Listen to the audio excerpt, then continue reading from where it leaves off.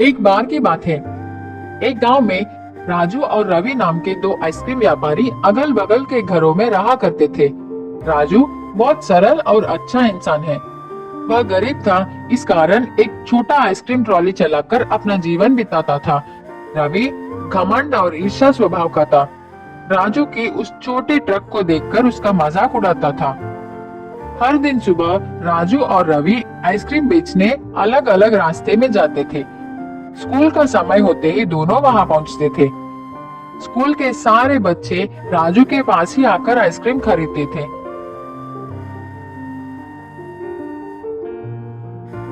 रवि का ice cream trolley तो बहुत सुंदर और बड़ी थी, लेकिन कोई भी रवि के पास आकर आइसक्रीम नहीं खरीदता। उतने में एक गरीब लड़का रवि के पास आकर कुछ खाने के लिए मांगता है। रवि उससे चिढ़कर वहां से चले जाने को कहता है। बच्चा बहुत दुखी हो गया। एक बेंच पर बैठकर भूख से रोने लगा। राजू को उस बच्चे की ऐसी हालत देखकर अपनी बचपन याद आई। राजू की बचपन भी ऐसी ही बीती, वो भी एक अनाथ था। राजू बच्चे के पास गया, उसे आइसक्रीम देकर खाने को कहा। पूछा, छोटू तुम्हारा नाम क्या है?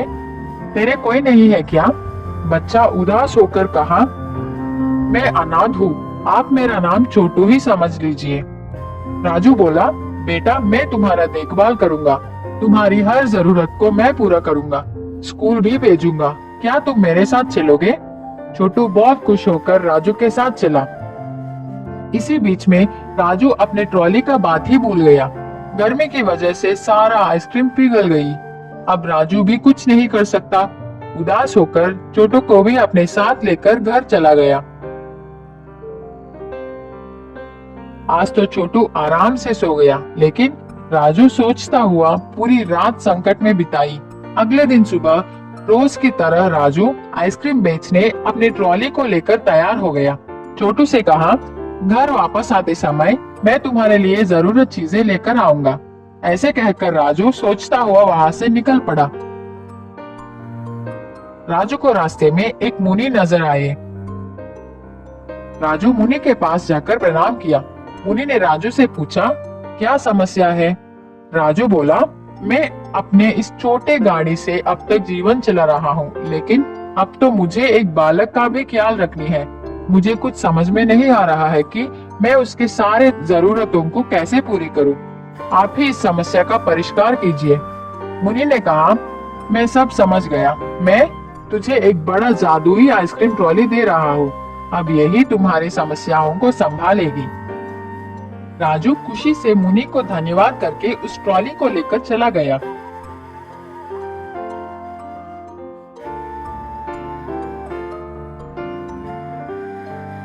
रास्ते में आइसक्रीम बेचता हुआ जा रहा था। इतने में उसको शक लगा कि इतने सारे आइसक्रीम कहाँ से आ रहे हैं? मैं तो इतना नहीं लाया। वह डब्बे को खोलकर देखा तो राजू चौंक गया।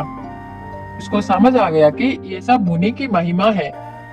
रोज की तरह राजू स्कूल के पास आ गया। रवि को राजू की इस नई ट्रॉली को देखकर जलन होने लगा।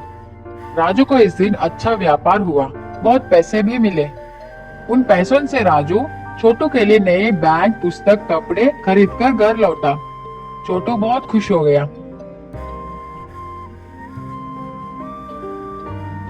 अगले दिन राजू छोटू को अपने साथ लेकर स्कूल पहुंचा। उसी स्कूल में छोटू को ज्वाइन कर दी। राजू का व्यापार अब अच्छी तरह चल रही थी। कुछ दिनों के बाद राजू का जीवन कुछ ज्यादा ही बदल गया, बहुत धनवान हो गया। छोटू भी बहुत खुश है। रवि राजू की इस खुशी को सह नहीं पाया। उसको लगा, क्या ये आदमी आइसक्रीम बेच के इतना ज्यादा कैसे कमा रहा है? जरूर इस ट्रॉली में कुछ तो गड़बड़ है।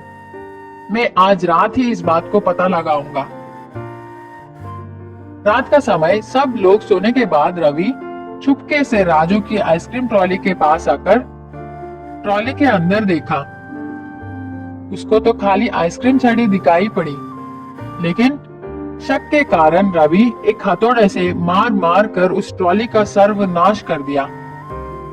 रवि को लगा कि कोई जाग गया है। वह तुरंत वहां से भाग गया। अगले दिन सुबह उठकर घर से बाहर आकर देखा तो वह चौंक गया। उसकी ट्रॉली तो टूट गई थी।